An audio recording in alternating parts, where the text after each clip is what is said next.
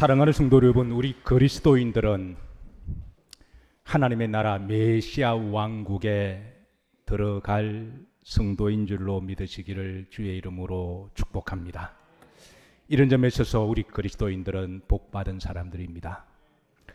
이 땅에 사는 동안에 우리가 이 땅에서 예수님의 메시아 왕국 안에 살아가는 그리스도인의 삶의 윤리관에 대해서 주님은 계속해서 가르침을 주시고 계시는데, 오늘은 특별히 이 물질관의 말씀입니다.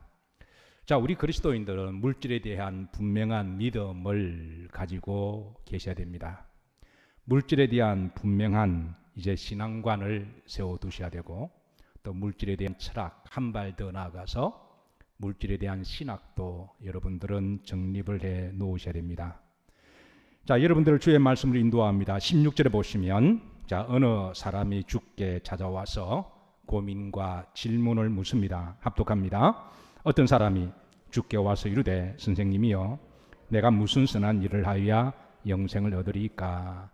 19절에 보면 이 어떤 사람은 이 청년이며 그리고 재물이 많음으로 라고 알려주고 있는데요, 성경에 재물이 많다라고 표현할 때는 그냥 어느 정도 부자를 말씀하는 게 아니라 상당한 부자를 의미를 하고 있습니다. 사랑하는 성도 여러분, 성경에 보면 거부들이 많습니다. 그 거부들 중에 육적으로도 거부고 영적으로도 거부고, 그리고 무엇보다도 하늘의 부자들이 있는데요, 대표적으로 아브라함이 그러하죠. 그리고 이삭이 그러합니다. 또 그런가 하면 요셉도 그러하고요.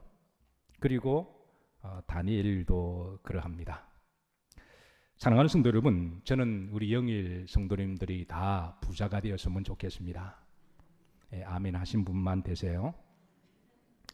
저는 우리 영일 성도님들 중에 다 육적으로 거부들이 많이 나오시고, 또 넘어 영적으로도 거부들이 많이 나오시기를, 넘어 하늘의 영원한 부자가 많이 나오시기를 기도하고 축복합니다.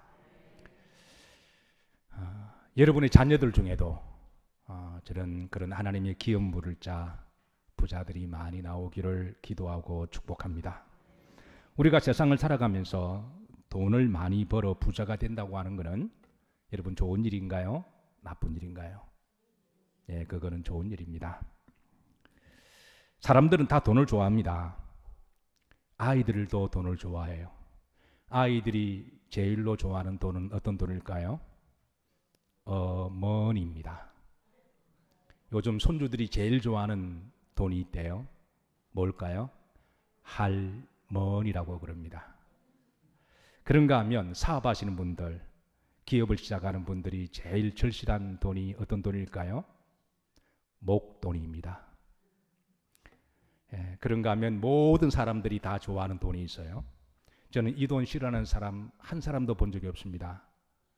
공돈입니다. 어쨌든 이 청년은 돈이 많았어요. 어떤 방법으로 어떻게 부자가 된지는 모르지만 예나 지금이나 청년 때에 빌 게이츠도 청년 때 그 빌리언 달러 부자가 되었잖아요. 그리고 마크 저커버스도 청년 때 엄청난 부자가 되었는데, 어쨌든 이 청년은 부자였습니다. 어떻게 부자가 된지는 알지 못하지만, 근데 이 청년에게 심각한 고민이 있었습니다. 그것은 영생의 문제, 구원의 문제였어요. 사실 돈이 많은 것은 좋은 일이지만 돈이 많다고 해서 천국에 들어간다는 것은 아니죠. 그래서 그는 이 답을 얻기 위해서 그는 주님께 찾아왔는데요, 16절에 보시면 이렇게 질문합니다. 내가 무슨 선한 일을 하여야 영생 구원을 얻으리까? 근데 보통 주님은 이 질문을 받으시면 바로 대답하시거든요. 근데 이번 케이스 같은 경우는 바로 적답하지 아니하시고 되물으십니다. 그 되물으시는 게 17절인데요. 초반절에 보시면 어찌하여 선한 일을 내게 묻느냐라고 물으십니다. 그리고 선하신 분은 오직 하나님 한 분이시다라고 대답을 하시는데요, 왜 주님께서 이렇게 대답하지 아니하시고 되물으실까요? 그것은 이 청년의 질문 자체가 잘못되었고 인식의 문제가 있기 때문에 그러합니다. 우선 첫 번째 잘못된 질문입니다. 16절에 보시면 내가 무슨 선한 일, 행위를 해야 구원을 얻으리까? 여러분 질문 자체가 모순이 있다는 건 아시죠? 세상 사람들은 이렇게 질문할 수가 있어도 복음을 아는 사람들은 이 질문은 모순이 있습니다. 자, 약간 조금 헷갈리시면 한번 뒤집어서 이렇게 한번 해석해 보시죠. 내가 구원을 얻으려면 무슨 선한 일을 해야 하나요? 사실 이 질문은 구원의 조건을 바로 어떤 행함으로 착한 일에 두고 있다고 하는 것이죠. 그런데 이런 질문은 매 시대마다 이런 생각을 가지고 있는 분들이 많이 계십니다. 내가 아무런 종교를 가지고 있지 않아도, 내가 교회를 다니지 않아도 나는 착하게 살면 어디에 간다? 천국 간다. 그런 사람이 주변에 있습니까? 없습니까? 많습니다. 있는 게 아니라 많습니다. 그리고 특별히 그분들의 특징은 착해요. 왜냐하면 그게 그 사람이 구원의 동아줄이었거든요. 그래서 착한 일을 실제로 열심히 합니다. 그러나 성경의 본질의 복음은 착한 일을 한다고 해서 구원을 받거나 천국 가는 것은 아니에요. 만약 착한 일을 해서 구원받는다면 주님이 오실 필요가 없어지잖아요. 용서하시고 들으세요. 주님의 죽음은 글자 그대로 개고생입니다. 그래서 질문 자체가 잘못된 거예요. 두 번째는 이 청년의 문제는 무엇이 선인지 이게 정확한 이해나 개념 없이 사용하고 있다고 하는 것입니다. 17절에 보시면 어찌하여 선한 일을 내게 묻느냐? 선한 일은 오직 무엇이니라? 한 분이시다. 너가 나에게 지금 선함을 묻고 있는데 내가 어떻게 선한 일을 해야 내가 구원을 받으리까라고 묻는데 너 선이 무슨 뜻인지 알고 하는 말이냐? 라고 주님 물으시는 거예요. 헬란 말에 선이라는 용례가 두 가지가 있습니다. 아가토스라는 말이 있고 칼로스라는 말이 있는데요. 주님도 이 용어를 구분해서 사용하십니다. 안타까운 건 우리나라 말과 영어는 이 선한 일을 영어로 성경은 굿이라고 번역을 했어요. 이 말을 다 선함으로 착함으로 번역을 했습니다. 그런데 헬라에서는 절대선, 제1의 선, 최고의 선 이거를 아가토스라고 이야기하고 이 아가토스를 쓸 때는 하나님의 속성을 드러낼 때 이 용어를 사용합니다. 그러니까 이 용어는 사실 사람이 쓸 수 있는 용어는 아닙니다. 그래서 주님께서는 11절 주문에 보시면 선한 일은 오직 누구시다? 하나님 한 분이라는 거예요. 너 지금 그 말이 무슨 말인지 알고 쓰느냐? 라고 되물으시는 거죠. 그리고 시편 118편 1절에 보면 여호와께 감사하라 그는 마하시며 선하시며 하나님의 속성을 선하신 하나님으로 그렇게 표현하십니다. 그런가 하면 이제 우리가 말하는 일반의 행위의 착함을 말할 때는 그거는 칼로스라는 단어로 구분해서 쓰는데요. 자, 마태복음 5장 16절입니다. 다 같이 합독합니다. 이같이 너희 빛이 사람 앞에 비추게 하여 그들로 너희 착한 행실을 칼로스라고 번역을 똑같이 굿이라고 했습니다. 그러니까 이제 착한 행실은 일반적인 사람이 하는 선한 행위를 이야기하죠. 그리고 주님이 이어서 하시는 말씀이 너희의 착한 행실을 통하여 하나님께 뭘 돌리게 하라? 영광을 돌리게 하라. 자, 여기에서 우리가 구원을 받으면 구원을 받는 조건은 어떤 선한 행위가 아니라 예수님을 통해서 우리는 구원받습니다. 그리고 구원받고 난 다음에 그리스도인이 살아가야 할 삶의 윤리와 태도는 착한 행실입니다. 이게 칼로스입니다. 그러니까 아카토스가 선제가 되어야 되고 구원받은 성도의 그러니까 하나님이 우리에게 주시는 최고의 선한 하나님의 행위는 바로 우리들에게 구원을 주시는 거였어요. 이런 구원을 제1의 선이라고 이야기합니다. 히브리인들이 이야기할 때 선에도 등급이 있는데요. 제1의 선이 있고 제2의 선이 있습니다. 제1의 선은 오직 하나님만을 말씀할 때 쓰고 있습니다. 이 선을 절대선이라고 이야기를 하죠. 하나님은 이 선을 가지고 우리에게 줄 수 있는 최고의 축복은 바로 구원이셨습니다. 구약에는 제물을 통하여 우리가 하나님의 선을 받고 죄사함을 받게 되고 신약에서는 예수님을 통하여 하나님이 우리들에게 최고의 선을 베풀어 주신 것이죠. 자, 우리는 이제 구원받았습니다. 예수님을 나의 구주 영접한 이들은 그건 구원받음에 대해서 의심하시면 안 됩니다. 그럼 이제 구원받고 난 다음에 하나님의 속성을 닮아가고자 하는 그리스도인의 윤리와 도덕적인 삶이 있잖아요. 그리고 구원받고 난 다음에 하는 행위를 바로 우리는 두 번째 선 칼로스라고 이야기합니다. 그래서 우리가 그런 행위를 할 때 하나님은 뭘 받으신다고요? 영광을 받으신다고 하는 거예요. 자, 이런 분명한 선에 대한 이해와 기준이 있는데 이 청년은 지금 이 용어를 혼용해서 개념을 잘 알지 못하고 주님께 와서 내가 무슨 아가토스 선을 행해야 구원받겠습니까? 라고 이걸 막 섞어서 질문하니까 주님께서는 그 질문 자체가 잘못되었고 그 용어를 알지 못하고 주님께 물으시니까, 그러니까 뭔가 아는 것 같은데 자세히 들어가 보면 잘 모르는 경우 있잖아요.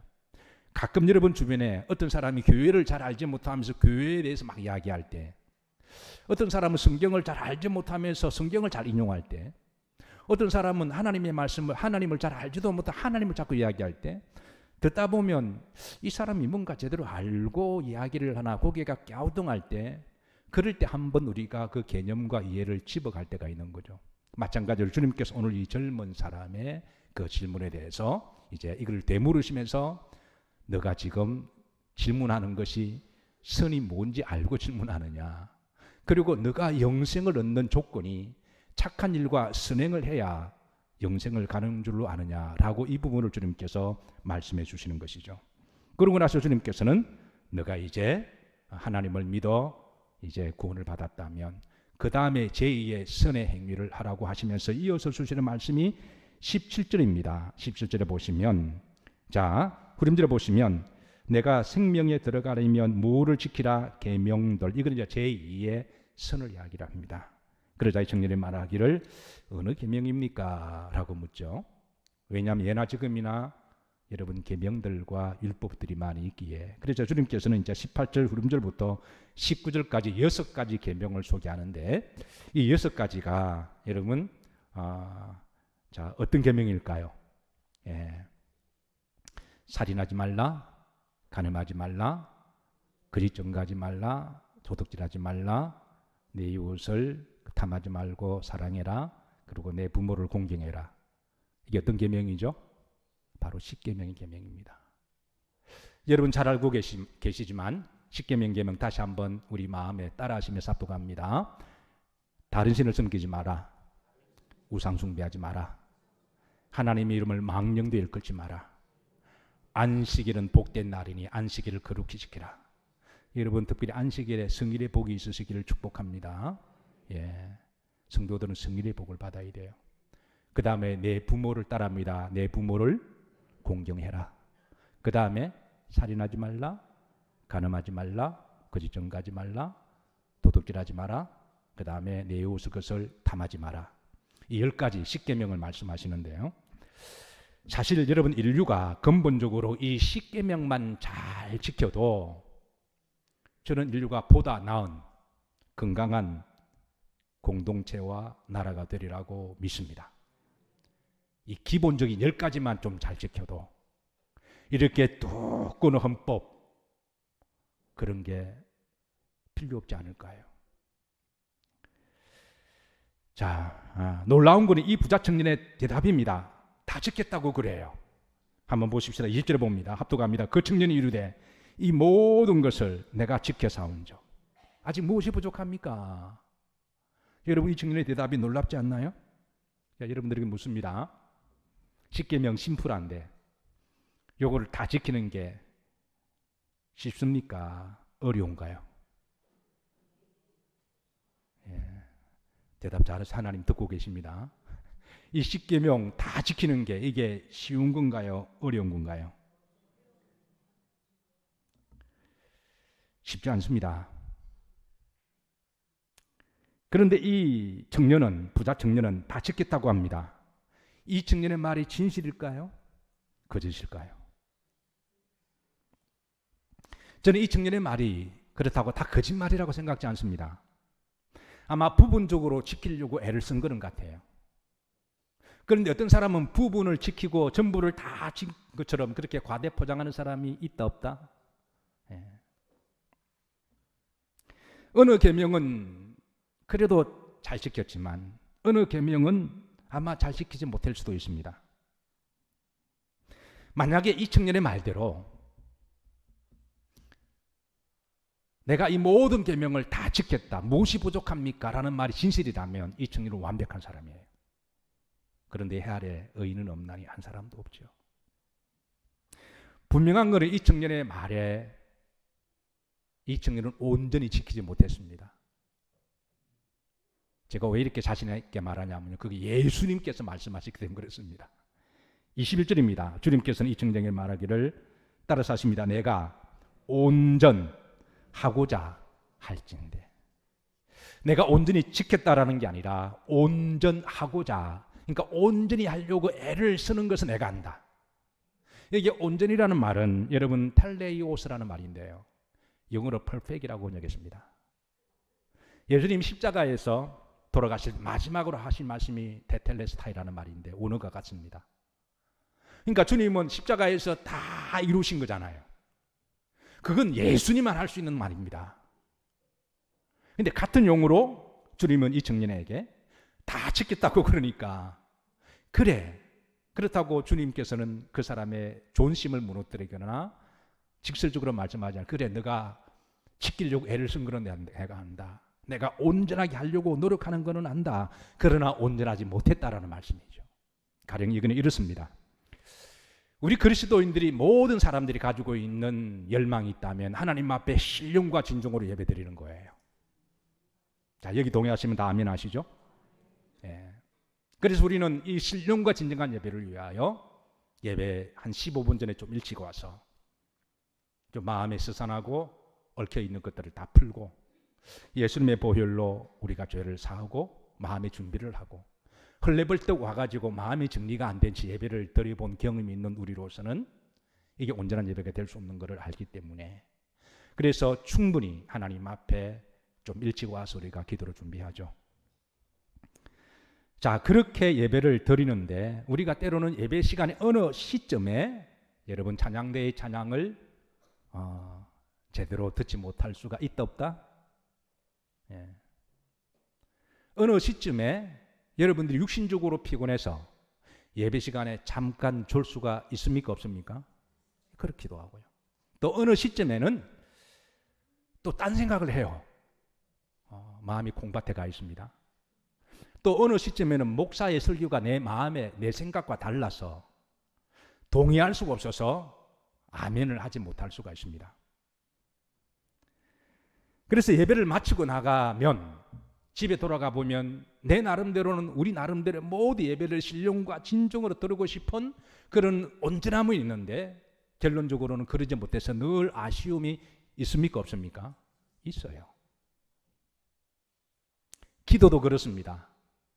우리 그리스도인들이 기도는 영적인 호흡이고 또 해야 될 일임을 압니다. 그래서 늘 기도해야 되겠다. 기도의 장소와 기도의 시간에서, 아니면 골방에서 또 그렇게 간절히 기도하기를 원하지만 어떨 때는 기도하다 보면 간절하게 기도하지 못할 때가 있고 기도하다가 잠자는 경우도 있고, 내가 한 30분 기도하기로 했는데 한 5분 기도하니까 30분 한 것 같아. 일어나 보니까 10분 지나고, 어쨌든 기도에 대한 열망이 있는데 기도가 끝나고 나니까 늘 기도에 대한 아쉬움이 있습니까? 없습니까? 있다라는 거예요. 온전하고자 했지만 지나고 나니까 온전하지 못했던 부분들, 가령 부모님에 대해서 우리는 다 잘하기를 원합니다. 살아계시는 동안에 부모님을 잘 모시기를 원합니다. 그래서 나름대로 잘 모시는데 돌아서면 늘 부모님에 대한 죄송함이 있습니다. 막상 그 부모님이 돌아가시면 왠지 내가 불효자와 같은, 그래서 눈물이 뚝뚝 나기도 하죠. 우리가 최선을 다해서 노력을 했지만 돌았으면 늘 아쉬운 마음 있고 부족하다고 가지고 생각하는 것이 사실 그게 정상이기도 하고 신앙적인 겸손의 자세이기도 하죠. 그래서 우리는 어느 계명이든 간에 온전히 지켰다고 말할 수가 없어요. 만약 이 청년이 정말 나는 다 지켰다라고 자신에게 말하면 그건 교만한 거예요. 다 지킬 수가 없어요. 정말 잘하려고, 믿음으로 정말 잘하려고 해도 돌았으면 늘 부족한 것밖에 없잖아요. 그래서 주님께서는 이 두 가지 경계선에서 좀 이야기합니다. 그 보더라인에서 우리 모두가 다 온전하고 잘진데 결코 온전할 수 없는. 그런데 이 청년은 지금은 너무 당당하게 온전하다고 그러니까 주님 이 부분을 살짝 건드려 주시면서, 그러면서 그 다음 주시는 말씀이 한 가지 예를 듭니다. 이 청년이 인정할 수밖에 없는, 그게 바로 이제 21절 중반절입니다. 바로 물질의 문제를 이야기를 합니다. 내 소유를 팔아 가난한 자들에게 주의 이름으로 주라. 아마 이 부자 청년은 열심히 일을 해서 돈을 많이 벌었던 것 같아요. 그런데 이 부자 청년은 자기만을 위해서 쓰고 자기 가족만을 위해서 쓴 것 같습니다. 그게 나쁘다는 건 아닙니다. 그런데 주님께서는 이런 부자를, 남을 위해서 인색한 부자를 인색한 부자라고 주께서 말씀하시고, 그래서 그런 부분을 지금 말씀하고 있습니다. 자, 그러고 나서 21절에 보시면 후렴절입니다. 자, 그리하면 하늘에서 무화과 내게 있으리라, 보화 상급이 있으리라. 주님은 지금 이 부자 자체를 책망하는 게 아니라, 너가 부자가 된 거는 너가 성실과 열심으로 노력해서 부자가 된 거니까 그건 좋은 일이다. 그런데 인색한 부자가 되지 말고 주의 이름으로 이제 그걸 잘 선용해서, 너가 주의 이름으로 쓴 것은 하늘에 쌓아두니까 하늘 부자가 되라는 말씀입니다. 사랑하는 성도 여러분, 다시 한번 말씀을 결론을 말씀드리면, 저는 여러분들이 이 땅에서도 육신적인 거부가 되시고 또 영적인 거부가 되시고 하늘의 부자들이 되시기를 주의 이름으로 축복합니다. 사실 이 말씀은 축복의 말씀이거든요. 우리들에게 소망을 주시는 말씀이고. 그런데 22절 보시면 이 청년의 모습이 다 같이 합독합니다. 그 청년이 재물이 많음으로 이 말씀을 듣고 근심하면 가니라. 사랑하는 성도 여러분, 저는 여러분들이 교회에 오셔서 돌아가실 때 근심하며 돌아가지 않기를 주의 이름으로 기도합니다. 말씀을 듣고 근심하며 돌아가면 안 됩니다. 오히려 기쁨을 가지고, 감사함을 가지고, 소망을 가지고, 약속의 말씀을 가지고 여러분 돌아가시기를 주의 이름으로 축복합니다. 자, 그러면서 주님께서는 이 청년이 근심하며 돌아가는 모습을 한동안 뒷모습을 지켜보시다가 마음이 짠하신 것 같아요.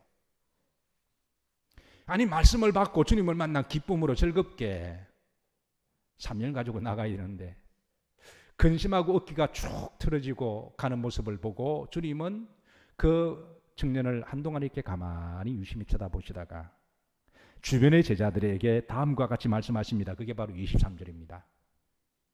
합독합니다. 예수님께서 제자들에게 이르시되 내가 진실로 너에게 이르노니 부자가 천국에 들어가기가 어려우니라. 부자가 천국에 들어가기 힘든데요. 그러면서 비유로 드신 거는 더 기가 막힌 말씀인데요. 그게 바로 24절입니다. 낙타가 바늘귀. 여러분 바늘귀가 뭔지 아시죠? 예, 그 바늘, 니들, 그다 구멍이 있잖아요. 예, 낙타가 거기 들어가는 것보다 더 힘든데요. 이 말은 물리적으로 부자가 천국에 들어간다, 못 들어간다? 이 못 들어간다는 말씀, 물리적으로 못 들어간다는 거예요. 그러니까 제자들 가운데 25절입니다. 몹시 놀라 이르되, 제자들 몹시 이게 뭔 소리인가 싶어서, 아니 그러면 부자는 다 못 들어가는가? 그럼 아브라함도 못 들어간 건가요? 다윗도 못 들어간 건가요? 그래서 그러면 누가 구원을 얻을 수 있으리까? 라고 주님께 반문하죠. 이때 주님께서는 하신 말씀이 있습니다. 그 유명한 말씀하시죠. 바로 26절입니다. 사람으로 할 수가 없으되 그러나 하나님은 하실 수가 있다. 여러분 이 말씀이 귀에 들리십니까? 이게 깨달아지시나요? 이 말씀은 여러분 낙타가 바늘귀 못 들어가잖아요. 그러나 여러분 바늘귀로 들어갈 수 있는 게 있습니다. 하나님의 영은 통과하잖아요. 그러니까 영적인 사람은 들어갈 수 있다는 거예요. 실제로 성경에 부자이면서 천국에 들어간 많은 사람들이 있지만 주님이 이렇게 말씀하신 것은 부자가 천국에 들어가는 것은 그만큼 물질의 유혹이 많기 때문에, 그래서 그것 때문에 넘어지고 구원을 잃어버릴 가능성이 많다라는 것이죠. 디모데후서 6장 10절입니다. 여기 보시면 돈을 사랑함이 일만하게 뿌리가 되나니. 여러분 여기 오해하시면 안 됩니다. 돈을 사랑함이라 그랬습니다. 성경은 이 말씀의 역으로 돈을 미워하라는 말이 아닙니다. 돈을 죄악시하라는 말씀도 아니고 돈을 벌지 말라는 말씀도 아닙니다. 돈을 하나님보다 더 사랑하지 말라는 말씀이죠. 만약 돈을 하나님보다 더 사랑하게 되면 오늘 장로님 기도하셨지만 그 신앙은 기복주의적 신앙이 될 수가 있습니다. 하나님을 돈으로 평가하게 되고요. 돈을 하나님보다 더 사랑하면 돈이 그 사람의 우상이 되기도 하고요. 이런 사람은 자기에게 돈을 준다고 하는 신을 얼마든지 배를 갈아탈 수가 있습니다. 왜? 돈이 목적이니까. 만몬 신앙이 우상이라 그랬잖아요. 두 번째, 돈을 사랑함을 사람보다 더 사랑해서는 안 된다는 말씀이죠.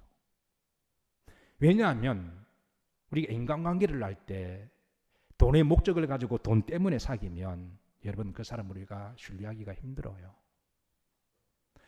돈 때문에 인간관계를 하면 때로는 그 돈 때문에 원수가 되기도 하고 가족 간에도 원수가 될 수가 있어서. 그래서 돈을 벌지 말라는 말씀도 아니고 돈을 미워하라는 말씀도 아니고 돈을 사랑함이 일만하게 뭐가 된다고요? 뿌리가 된다. 일만하게 뿌리의 근거는 마귀죠. 그러니까 마귀가 돈 가지고 장난친다는 거예요.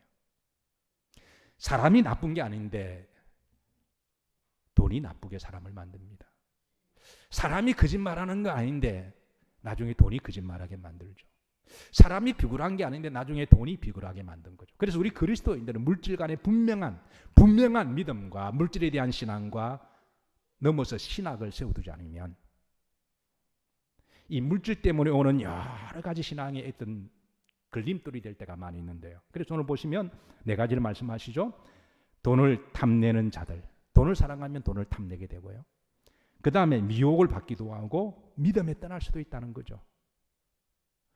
네 번째, 그것 때문에 근심해서 자기를 더 찌르는 경우가 있으니까. 사랑하는 성도 여러분, 오늘 주님께서 28절에 보시면 제자들에게 말하기를 너희들이 나를 따르라. 돈을 따르지 말고 나를 따르라. 28절 흐름절입니다. 나를 따르는 너희는 그랬습니다. 그러니까 돈을 따라 세상을 살아가지 말고 주님을 따라 살라고 하는 것이죠. 그리고 주님을 따라서 살아가다 보니 하나님이 물질이 필요한 이들에게 물질을 도구로 쓰시기 위해서 물질의 복도 주시고 그거는 그분이 하실 일입니다. 그러니까 너희들이 돈을 따라가지 살지 아니하고 나를 따라오면 바로 흐름절입니다. 12보좌에 앉아서 하나님이 그런 상급을 말씀하시는 것이죠. 29절에 보면 흐름절입니다. 또 영생을 말이라 상속하리라. 여러분 이거는 축복의 말씀입니다. 여러분 하늘의 부자들이 되시기를 주의 이름으로 축복합니다. 말씀을 마치면서 그리스도인의 물질관입니다. 첫 번째, 물질의 복을 주시는 분은 주관하시는 분은 하나님이심을 신명기 8장 18절에 보시면 내 하나님 여호와를 기억하라. 그가 내게 재물 얻을 능력을 주셨습니다. 하나님이 물질의 복을 주실 때는 그만한 이유가 있습니다. 또 안 주실 때도 그만한 이유가 있는 거예요. 그래서 물질의 재능을 주실 때. 그리고 물질의 복도요. 사람마다 타이밍이 있습니다. 어느 때 주시고 어느 때는 또 거둬가십니다. 그래서 하나님이 어느 시점에 주실 때 이 재물을 주신 분은 누구시다? 하나님이시고. 왜? 또 언젠가는 또 거두가. 여러분 계속 여러분 어느 사람이 계속 받을 수는 없잖아요. 돌아가면서 받는 게 공평한 거 아닌가요? 여러분 계속 받으실 거예요. 그리고 내가 못 받으면 내 자손이 하나님이 또 하나님이 물질의 복을 주시기도 하십니다. 두 번째, 물질에 대한 분명한 목적을 세워야 됩니다. 우리가 물질에 대해서 기도를 하셔야 돼요. 왜? 해야 될 일이 있으니까. 그래서 여러분 물질에 대한 기도를 하세요. 하시되 분명한 목적을 해놓고 기도하셔야 돼요. 그냥 무조건 떼창 부르듯이 달라고 하지 마시고 분명한 목적을 세우시고. 제가 아는 어느 한 장로님입니다. 광명시 목회할 때 하는 사업을 꽤 크게 하시는, 꽤는 크게 하는 거예요. 예. 만나서 대화를 할 일이 있습니다. 너무 가난하고 힘들었을 때 하나님 앞에 새벽 예배 드리고 기도할 때 하나님 한 번만 기회 달라고 그렇게 울면서 기도했는데 어느 날 새벽에 어떤 아이템을 딱 주시더라는 거예요. 그래서 계속 기도했고 어느 시점에 지나가서 하나님이 엄청나게 물질의 복을 주셨습니다. 그리고 그는 기도할 때 분명한 기도할 때 적지 않은 시간 동안에 어제 기도했는데 오늘 왕창 주시는 게 아니라 시간을 통해 주시는 레슨이 있잖아요. 시간의 과정을 통하여 치유하시는 치유가 있습니다. 왜냐하면 기도할 때 바로 해주시면요 이게 또 잊어버려요. 지가 잘나서 된 줄 알아요.